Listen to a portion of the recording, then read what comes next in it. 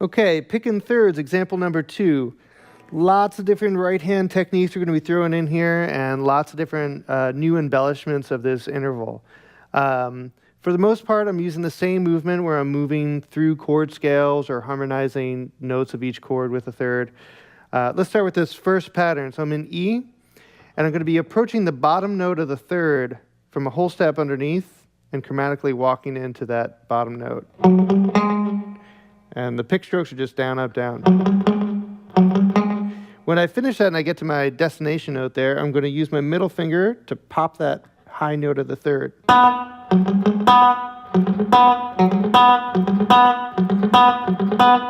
Okay, the next pattern that we're going to be using this is over A. And I'm going to be starting here on the 5th and flat 7 of A.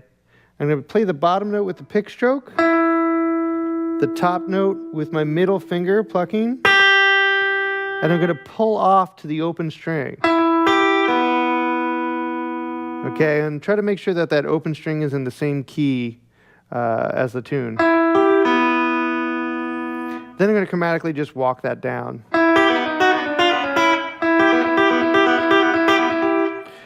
The next pattern I'm going to be using is one we used in the last example, and that's going to have me plucking the bottom note of the third, using my middle finger to pop the top note of the third, releasing the tension, and coming across for a muted pick stroke.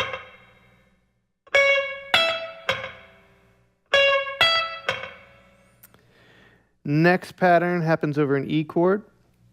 I'm taking the bottom note and I'm plucking that or picking that, and I'm going to drop down a half step underneath and then back into position. When I finish that little triplet, I'm going to use the middle finger to pop the top note of the third. I'm muting these. You don't have to mute these, but it does sound a lot better, and it's more dynamic if you're muting these bottom little approach note things with the palm here. The next pattern I'm doing is over a B. This time I'm going to approach the bottom note of each one of these thirds from a half step underneath, and I'm going to be playing both these at the same exact time with my ring and middle finger.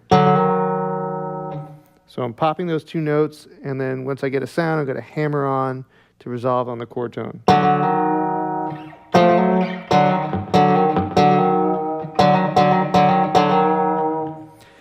Another approach happens over an A chord. I'm going to slide in and out of the third.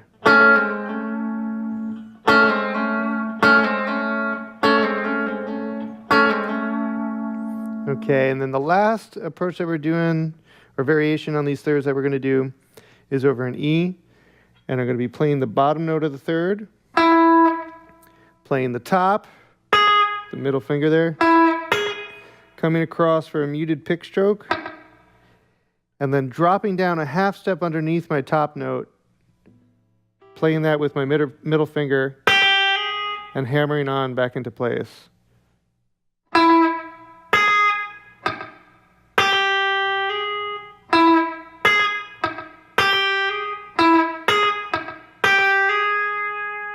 Okay, so let's go back to the beginning of this example and put all these things together. So over an E,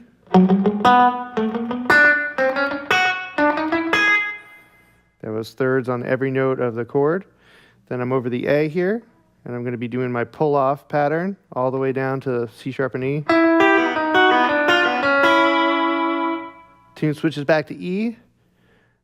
This time I'm going to keep that same pull-off pattern. I'm going to walk right up on the top two strings here.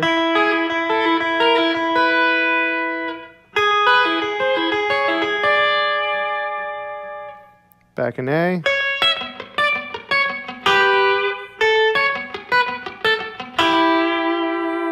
Back to E. This is where I'm dropping back to the half step underneath in the third.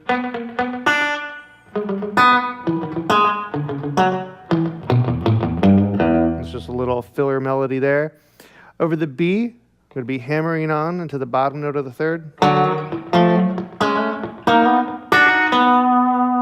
Over the A, I'm going to be sliding in and out of these thirds.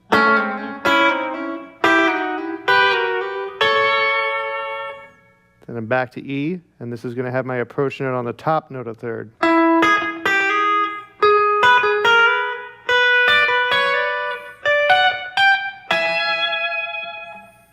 All right, so let's put this all together slowly.